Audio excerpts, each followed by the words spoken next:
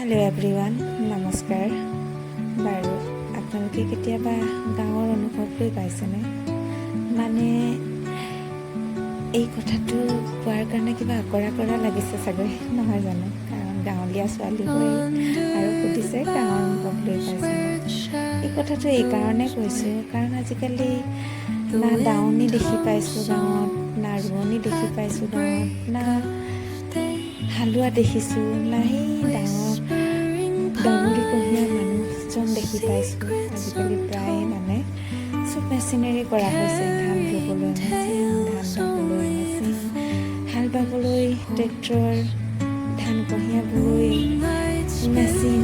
সেইকাৰণে কি হৈছে, সেই গাঁৱত থাকিও সেই গাঁৱৰ লগা অনুভৱটো নোহোৱা হৈছে। তাতে আকৌ আজিকালি প্ৰায় কাম কৰিবলৈ টাউনলৈ যাব লৈছে মানুহ। ৰাতিপুৱাই সি ওলাই যায় আৰু সন্ধিয়া টাইমত সোমায়হি। সেইকাৰণে গাঁৱৰ অনুভৱবোৰ গাঁৱত থাকিও নোহোৱা হৈ গৈছে। তাতে আকৌ এই কথাটো কোৱাৰ অৰ্থ হ'ল, আজি মই আহিছোঁ গান মানুহগুটিলৈ। মোৰ লগৰ কেইজনীয়ে মোক লগত লৈ আহিলে। যিহেতু মোৰ ঘৰ গান মানুহগুটিৰ ওচৰতে, ঘৰ নহয় অৱশ্যে গাঁওখন, আৰু আহিলোঁ সিহঁতৰ লগত। ইয়াতে মানে পুৰণা বস্তুবোৰ ৰাখিছে দাদাজনে, যিজন দাদাই এই গান মানুহগুটি সৃষ্টি কৰিছে। ইয়াতে মানে পুৰণা দিনৰ টিভি, গ্ৰামোফোন, পুৰণা হাৰমনিয়াম, চকী, ব্ৰিটিছৰ দিনৰ পুৰণা কেমেৰা, পুৰণা সকলোবোৰ বস্তু ৰাখিছে। সকলোবোৰ বুলি ক'ব নোৱাৰোঁ, কিছুমান বস্তু হেংদাং, দোলা, পুৰণা ঘড়ী, শৰাই, হাতীখোজীয়া বাতি, লেম্প, ইস্ত্ৰি, লোটা, হৰিণাৰ শিং আৰু শৰণ, টেলিফোন, তেনেকুৱা ধৰণৰ সৰু সুৰা কিছুমান বস্তু তেওঁ সংগ্ৰহ কৰি লৈ ধুনীয়াকৈ আমি চাব পৰাকৈ তেওঁ ৰাখিছে। খুব ধুনীয়াকৈ মানে সজাই ৰাখিছে তেওঁ ঘৰ।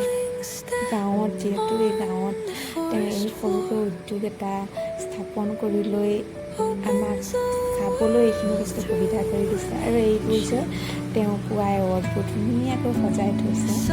আৰু এই গান মানুহগুটিৰ অনাৰজন সেইজন দেখিছেনে, পেণ্টিখন যে দেখিলে, এইজন। আৰু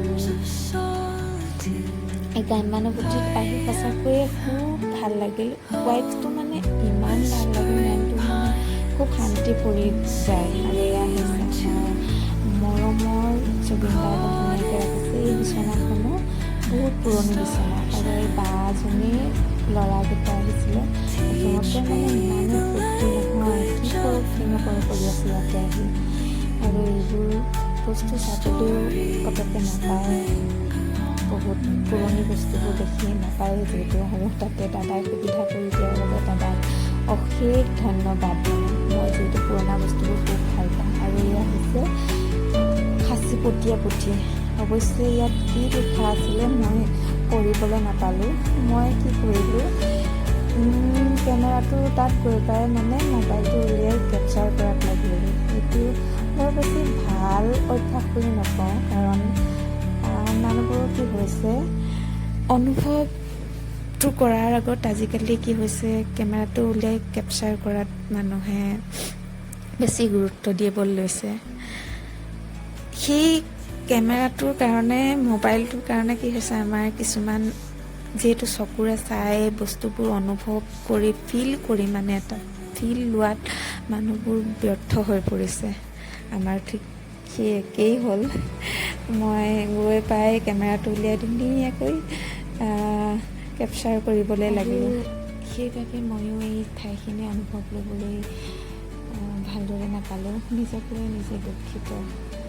আৰু এইফালে ধোঁৱাচাং, এই চৌকাটো মিচিং জনগোষ্ঠীৰ মাজত প্ৰায় দেখা পাওঁ আজিও।